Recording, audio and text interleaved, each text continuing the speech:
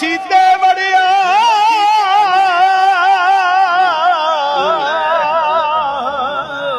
ਉਹ ਮਣਕੇ ਤੇ ਮਣਕਾ ਫੇਰੇ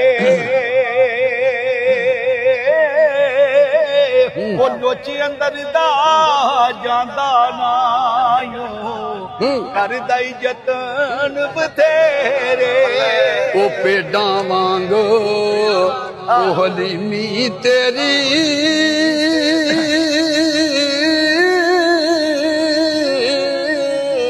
ਉਹ ਨਿਜਤ ਦੇ ਆਪ ਗਿਆਰਾ ਸੂਰਤ ਵਾਂਗ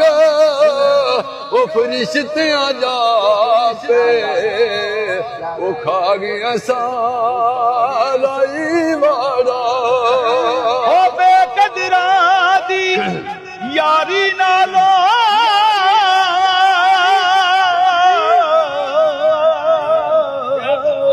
ਉਹ ਸੰਗ ਚੂੜੇ ਦਾ ਚੰਗਾ ਵਾਹ ਵਾਹ ਮੰਗ ਪੁਸ਼ਾਕ ਬਗਾਨੀ ਨਾਲੋਂ ਤੇ ਨੰਗਾ ਰਹਿਣਾ ਚੰਗਾ